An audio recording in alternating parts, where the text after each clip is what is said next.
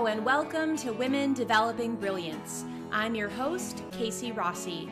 It's my great pleasure to present interesting stories of creative women sharing their message and lighting up the world with their presence and offerings. Get ready to be inspired.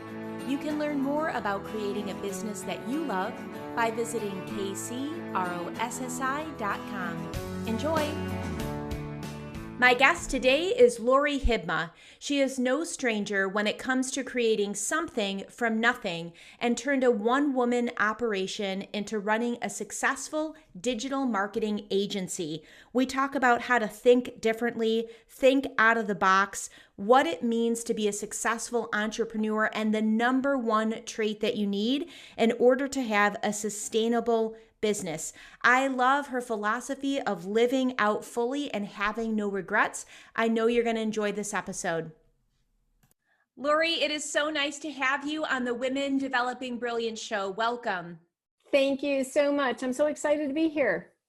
I'm excited to have you here. I'm really curious to hear a little bit about your origin story and what brought you from, where you were to all the way to having a successful digital marketing agency. Yeah, so I think, a couple things, and I can just outline real quick for you, is I've always had a little bit of a bend towards being my own boss and wanting to do my own thing. I had a photography business prior to before the marketing agencies for about 12 years. This was, back in the day of film where you actually had to develop it. So I had that going. I have always had some kind of sales. So I was affiliated with some direct sales companies while my kids were little. It was something I could do in the evenings, things like that. So that was fun. And it tied into very closely to my photography business. And I spoke at multiple different conferences in regards to photography and teaching photography. So that was always fun, speaking in front of people, although I will say the very first time I spoke in front of somebody, the very first group I ever spoke in front of was 600 people, which wow, that's amazing. Like, dive right in. Yeah, it was terrifying, actually. And I can honestly tell you now, I remember getting off the stage and thinking, I have no idea what I just said. You must have been in the zone. I love that. What was the initial thing that drew you to being your own boss? Originally it was wanting to spend more time with my kids. So I have 4 kids, 3 sons and a daughter. And when my sons were little, I always did something on the side. Sometimes my husband and I worked opposite shifts. I was involved in corporate America. He and I always had to, do that balancing act. And then we adopted our daughter from Haiti, and I wanted to be home more with her. So when she was about 3 years old, that's when I was like, okay, I'd been doing the photography business on the side. I'd been working in corporate America again. And I was like, I just really wanted to be on my own. And about 2 years after that, when she was about 5 years old, I just took the plunge and really went down that road. And it's been amazing ever since. But I did it because I wanted to spend more time with her. And like I said, I've always had a natural bend to being my own boss. I don't like other people telling me what to do. Yeah, definitely. And it's kind of funny because if you have clients, you don't just have one boss, you have every client you have as your boss. So that's a really good way to look at it. Absolutely. Yeah. So sure. That's how I got started. Wow, cool. I love it. I love that aspect. And I mean, obviously being a mama of 4, you have resilience and creativity and management skills. So those all were a great foundation. What do you think was the number one emotional quality that you needed to really dive into entrepreneurship? Well, I think it was the same. It still is the same. And that is just, determination. You have to be determined not to give up, because everything that you can possibly get thrown at you that would make you feel like giving up is going to happen. So you just have to be resilient. You have to be willing to do whatever it takes, you know. Yeah, Yeah, definitely. you have to be, Definitely. that's the number one thing. I mean, anybody who really wants to do this, they better be ready and willing to do whatever it takes, whenever it takes time to do that. It's just going to be required. For sure. And how do you balance out kind of work and life? And especially now where many of us are working from our home, maybe we hadn't before, we had an external office. And we were talking off camera before where it's a little bit of a juggling act because you're balancing with other people in the home, whether they're schooling or Zooming or whatever they're doing. How do you kind of combine that determination, do whatever it takes to succeed, and having that work-life balance? Well, definitely everybody working from home right now is most definitely throwing a little bit of a challenge. We do have our offices in Zeeland, Michigan, but I live in Colorado. So I have almost through my entire career with building my marketing agencies, I have had some kind of work from home. Sometimes I was in the office every day, but there was always a home office. And now with everybody working from home, my sister, I'm sorry, not my sister, my daughter doing school from home, it is a challenge because you've all got to have a quiet space. You all have to have enough time and bandwidth, as we already discovered, bandwidth to, have all of those Zoom calls. And nothing is better than when everybody in the house has to be on one. That's always been so fun. How do I balance that? Again, it's you do whatever it takes, right? So my daughter and I, even last night, I was like, okay, so you need the office at this time and I need the office at this time. And so we were kind of going back and forth of what that looked like. And she actually was able to give me the office today, which was nice, right as we were talking, because she was originally going to need it and then it changed and she didn't. So that worked out really well. It was good. So just being flexible. Yeah, determination, flexibility. And I think you have to be that way anyway as a business owner, right? Because if you get too stuck in your ways, it's not going to work. You have to be ready to change. You do. And this year, especially, was, I think, the year of the global pivot. And in that, what do you think you would share if you had one tip on how to have that fluidity, communication, and ability to pivot? I guess the one thing I would say is be willing to think differently. When you have to make changes, you're not always given, right? We weren't given a heads up. We weren't told, oh, hey, in 6 months, this pandemic's going to hit and you better have a different plan.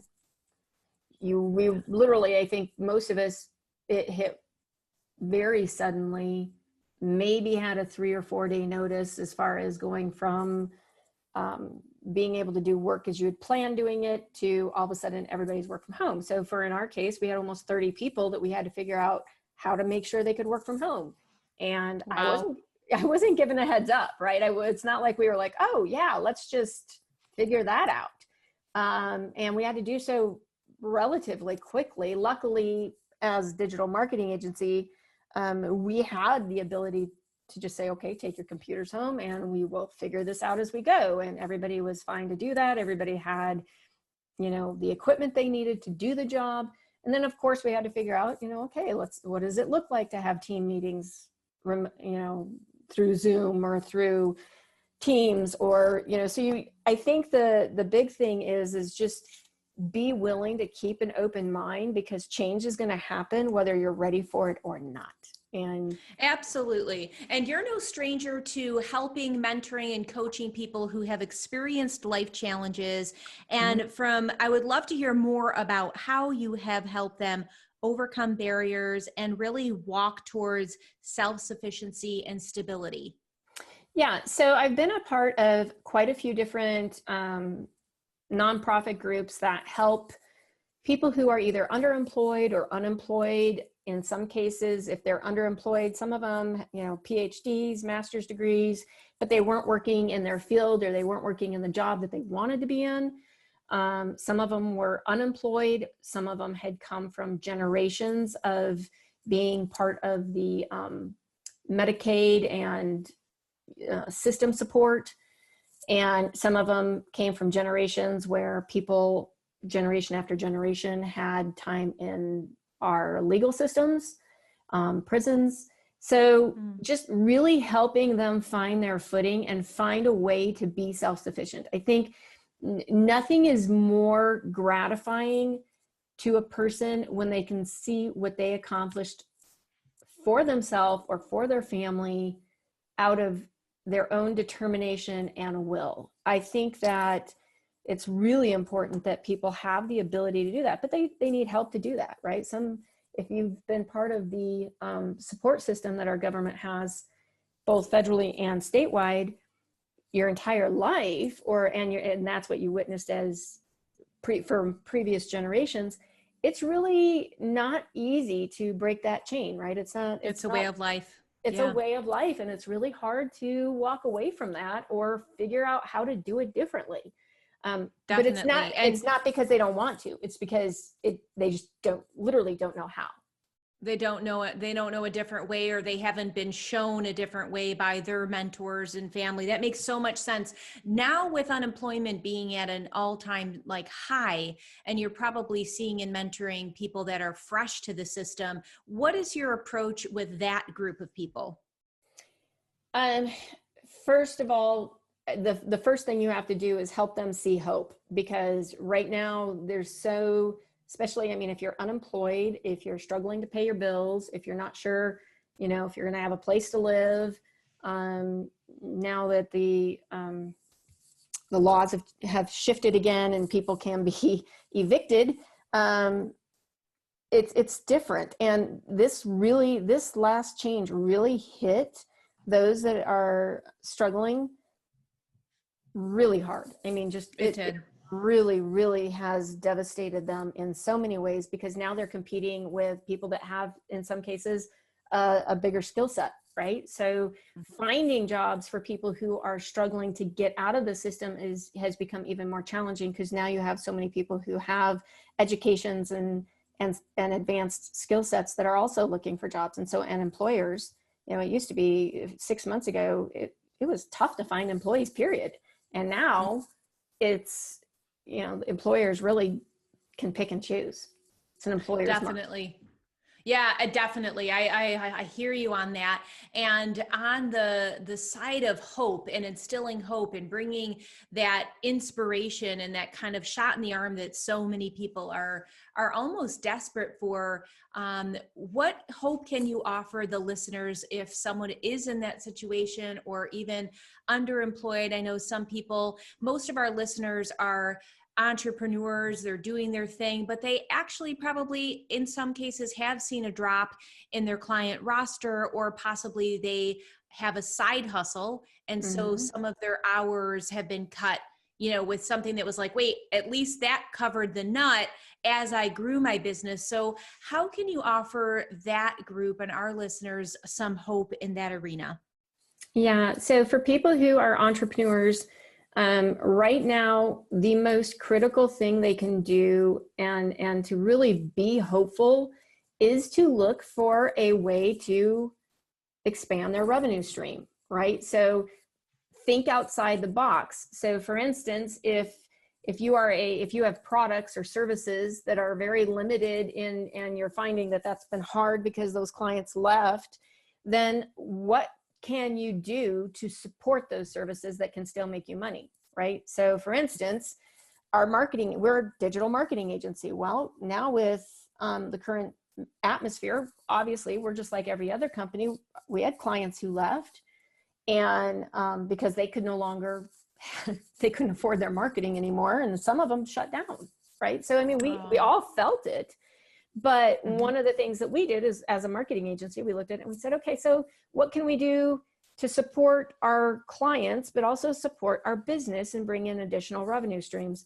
And so we're currently in the process of developing a training program so that companies, rather than going to a marketing agency, they can hire a training company to train somebody in-house to do their marketing. Nice. Right? So you have to look for entrepreneurs. I would say look for things that will support your current business model, but will also generate additional revenue. And think outside the box. I mean, think wildly outside the box. It's really Yes. crazy to say that, because some people are like, oh, but it's you know, I'm trying to be a little more conservative. I'm not saying spend wildly. I'm saying think wildly outside the box. Yes, I love that. And I love the world wildly, because I think so many people are afraid to take a chance to be that thought leader, and to the risk doesn't, like you said, have to be a financial risk. It could literally just be a risk to be the first, and we're always looking at modeling someone else before us. And especially in the online space, we're looking at an expert that's walked before us, that's seen success.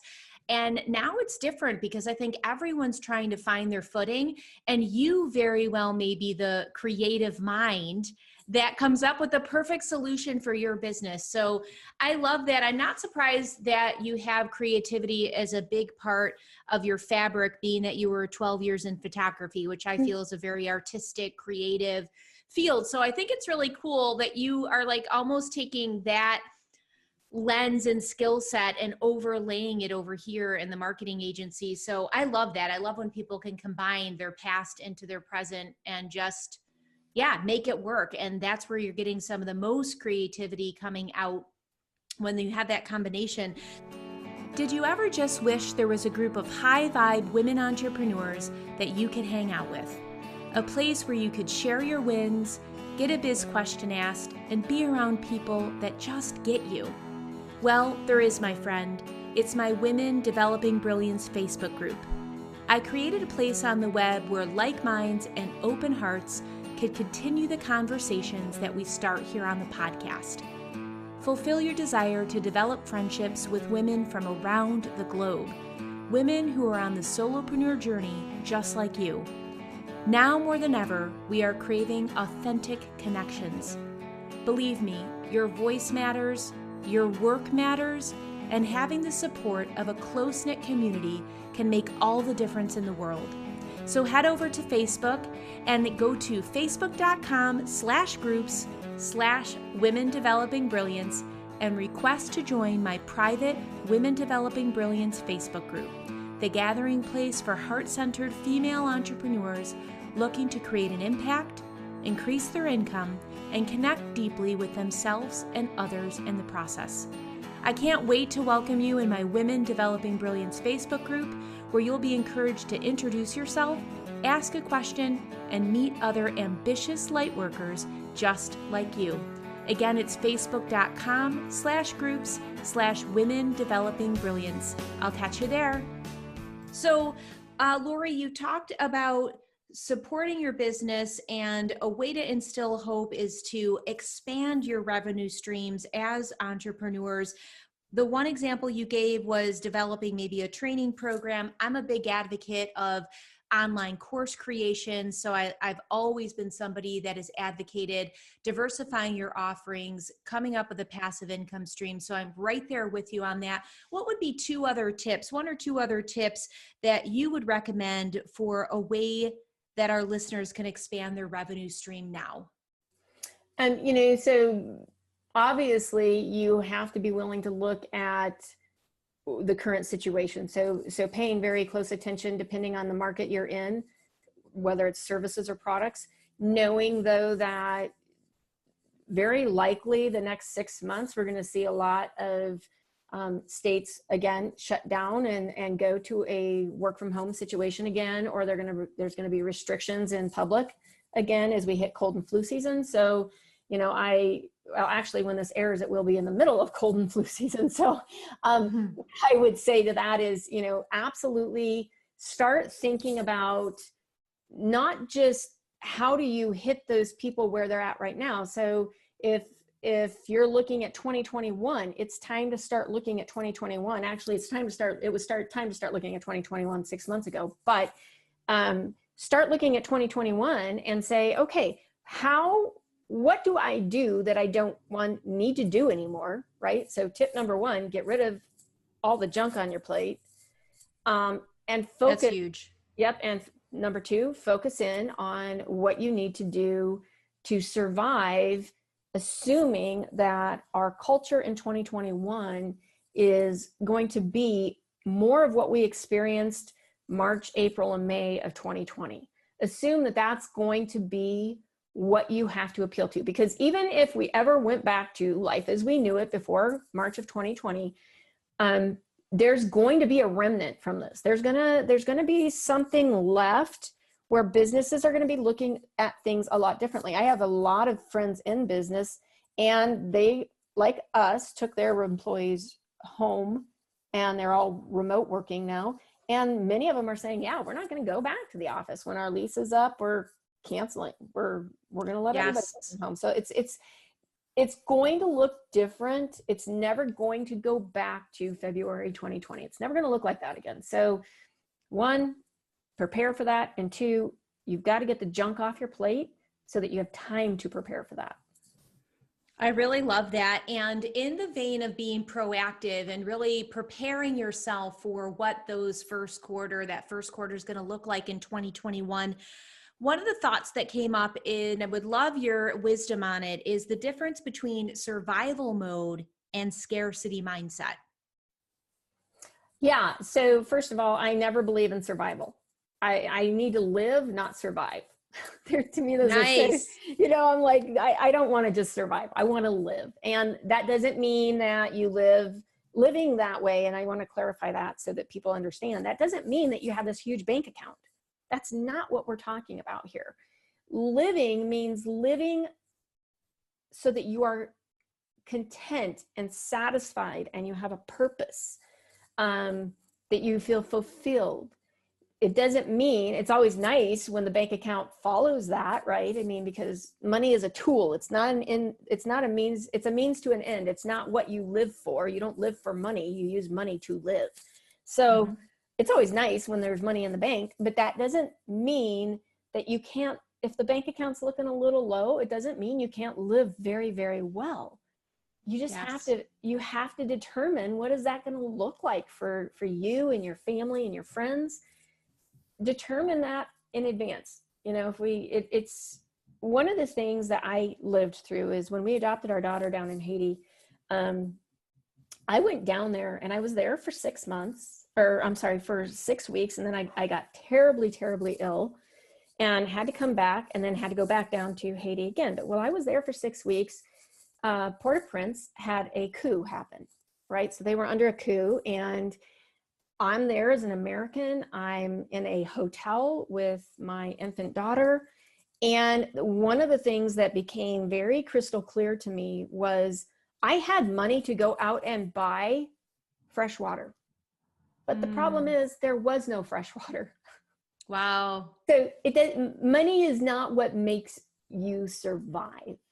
Yes. Money is a survival tool, but it is not what makes you survive. And so, for anybody who's struggling with the idea of survival versus scarcity, what I want you to think about is, if you have no money, can you wake up and smile tomorrow? Can you wake up and be happy tomorrow? Can you look around and find things to be appreciative of? Or are you going to just sit and wallow in that mindset of I'm broke? Because that is more dangerous than any pandemic in the world. Absolutely. 100%. Wow. That's an incredible story. Thank you so much for sharing that. I'm really curious, Lori, what legacy do you want to leave for your 4 kids and your community and your tribe? The one thing I've always said, and I think it's been because of just so many of the different challenges we have faced, is, I tell my kids, I'm like, when I die, I want you to be able to stand up in front of everybody and say, my mom taught me how to live. That's what cool. I want. I want them to just say, my mom taught me how to live. She didn't take anything for granted. She didn't waste her time. She didn't fall into drama. She taught us how to live and live fully. And everybody has to define what living fully means to them. But I don't ever want my kids to sit that back and think, well, if mom had only done this, or if mom had only done that, or, any of that. I want them to be able to say, oh my gosh, mom did everything she could. And she taught us how to do everything we can for our community, for our family, for our friends. That's beautiful. General. So that's what I want my kids. I want my kids to I want people who knew me to say, you know what, she knew how to live and she lived well. Yeah. That's beautiful. And I really like that. It's reminding me of the other tip that you gave, which is like, get the junk off of your plate, because there's a lot of ways that we can be leaking energy. And, there's like gaps that can be filled that really have nothing to do with money and have nothing to do with, other things that can drain us. And so it reminds me of this live fully theme that I'm hearing from you, where it's like, you can go and examine, what's worthwhile for you. And do you get joy from it? Are you getting juiced up from where you're putting your time, energy, love, and finances? And do a little mini audit. Like, I really like that you talked about that, is like clearing the junk from your plate. And it may be mental junk, it may be physical, like there's lots of different arenas that it can come into. So what makes you a different leader from other business owners?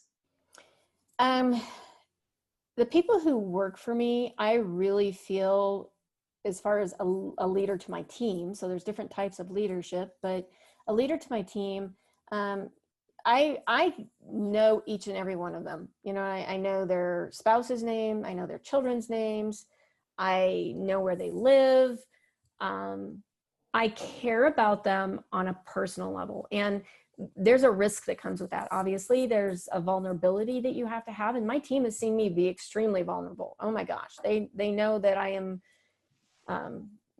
what you see is what you get. It's I'm not, there's no pretense there.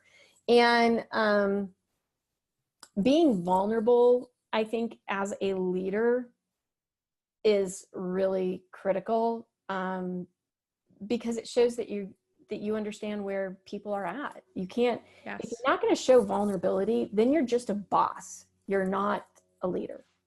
You're just a boss.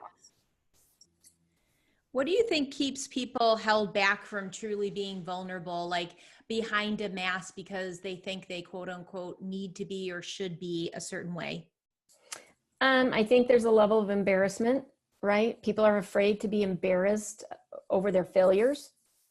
And I think that's a huge part of it. Is our society, especially for people in business, we've been told that you only show the best, that you only show what works. We hear stories about people who failed so many hundreds of times before they succeeded, right? But we never really apply that to ourselves. That's very true. And many times you only hear about those stories after they become a success, where people would be interested enough to hear that they tried and failed X number of times before they, hit it big, reach their goal. And I do think that it's so important to be transparent and to have a little space before you share, if it's still in that very like raw and real, phase. What are your thoughts on that? Yeah, I agree. I mean, there are sometimes you just don't pull the curtain back, right? I mean, that's what it really boils down to. There are times you just don't pull the curtain back. But I do believe that if you want to be a leader, the people that you are leading are the ones that need to see your vulnerability. They need to know that you're trustworthy, that you understand where they're coming from, because life is messy, right? I mean, it is just messy. And I just really believe that in order to make sure people feel like they can trust you, they need to know that you understand where they're coming from. I mean, trust is the biggest part of that. Yes. Yes. Oh, that's beautiful. I love that. So I know you recently started your own podcast called Before Happy Hour, which is a great name. And I'm wondering what your most favorite thing about being a host is. Oh, wow. Getting to know new people. I've been introduced to so many new people that in my lifetime, I never would have thought I would have talked with. And I love hearing their goofy lives. I mean, the only way I can put it is, everybody is, it was so funny. So we always had a little saying around the office of, I don't have a bunch of geeks that work with me, but I do have a bunch of quirky people, right? So everybody's a little quirky. And I love hearing quirky. I love hearing about it because those are the people who are the spice of life, right? And so meeting all these new people and hearing their stories and connecting with them, you know, over different things. I was on a podcast with a gentleman, and we found out that we both were familiar with the same areas in Haiti through our conversations. And oh, wow. It was just, you know, the world is kind of a small place. And so connecting with people like that and finding them, it was so fun. It's a great way to experience networking. It's a great way to experience, what do you want to say, living precariously through other people. Yeah, it is. And I think now, especially, the podcast world is really on the rise. And I think it's because of that craving for connection. And it's a very intimate medium. You know, you really literally have, like, you know, earbuds when you're listening or when you're in the interviewing process, like the person's literally in your head. And so, yeah, I love that as well about being a host. What do you like about being a guest?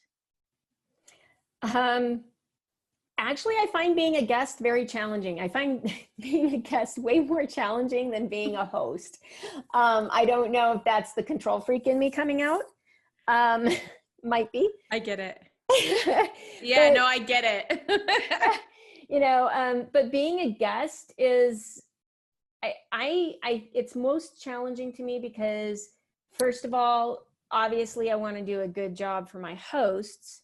But in addition to that, just really trying to make sure that it's a quality show, right? And that I'm genuine. And yeah, I hate it when it's rehearsed. I hate it when I have to worry about what I can and or cannot say. So I love it when it's very conversational, like what we're doing today. I think that's great. yes. I think it's real world. I think it's genuine. I think people love that. They love to be a fly on the wall. And, you know, I don't edit any of my podcasts, and it's really so it can be authentic. Like you are just sitting here hanging out in the cafe with us. And those are some of the juiciest conversations. And to your point about vulnerability, that is the point where it's just like, we are stronger together, and there isn't a perfectionism going on. This is literally like real life. Like you said, life can get messy, but when we talk about it and we shine a light on it, it's like, oh, I'm not alone. Like that person struggled and they made it. That person like kind of rose from the ashes of whatever trauma happened in their life, and they're okay. And a lot of times they're more than okay. They're like living the life of their dreams and living fully out, as you mentioned, to whatever that definition holds in their heart. Right. And I agree with that 100%. It's what do they say? The rise of the phoenix from the ashes, right? I mean, that's what life is kind of about, is always rising above the ashes. So yeah, for sure. And other than your training program, what do you have exciting on the docket for 2021? Well, we're looking at, oh my goodness. So it's kind of fun. So I recently sold my agencies, my digital agencies. I still work in them. I'm the chief marketing officer in them. So it's been a lot of fun for me to be able to just really dig in back into that and not be spread so thin. And by selling the companies, it's allowed me to look at, for instance, the podcasting show and our happy hour show. And it's also allowed me to look at the training program, but then it's also given me the opportunity to look at other business opportunities that are out there and get involved in those, either as a primary or even just in a mentoring role. Nice. So that has been a lot of fun, just kind of showing up for people who maybe are trying to get started, right? I mean, that's awesome. Just showing up and being able to be a part of it. I think that's one of the most exciting things I can do right now. And sharing your wisdom and helping those startups really kind of see the beginning, middle, and end of your successful journey and where you're continuing to take yourself and rise. How can people learn more about you? You know, the best thing to do is to reach out to us through our podcast shows. So if it's just podcast at before happy hour, and it's the letter B, the number 4, happyhour.com. Cool. If they email that, or they go to beforehappyhour.com, the website, there's a contact form. There's a couple of different ways to get a hold of us, but emailing or reaching out to me through LinkedIn. I love LinkedIn. I love hearing from people who have heard us, whether I was a guest or a host. I love hearing from them on LinkedIn. It's a great way to communicate. And, if they want to speak to me or talk with me, it's a great way to go is through LinkedIn. That's probably one of the best ways. I pay very close attention to my LinkedIn account. Oh, that's good. That's awesome. I love that. So you've given us some wonderful tips, and I appreciate you sharing all your experience and wisdom, Lori. But if you wanted to leave some bright, light, final words, what would they be for our listeners today? I would say, remember, there's a saying from the Winnie the Pooh show, always remember you are braver than you believe, stronger than you seem, and smarter than you think. And of course, you're always loved more than you know. Aw, that's beautiful. I think we all need a giant bumper sticker of those sentiments because they're really sweet. They're really, really sweet. And if people awesome. really break that down, it's true. They just have to believe. Yeah, you just have to believe.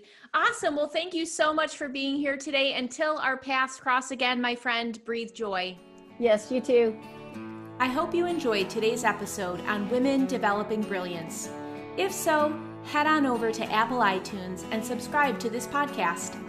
And I'd be grateful if you could leave a review or a rating so more people can benefit from these inspirational stories about the solopreneur journey. Thank you.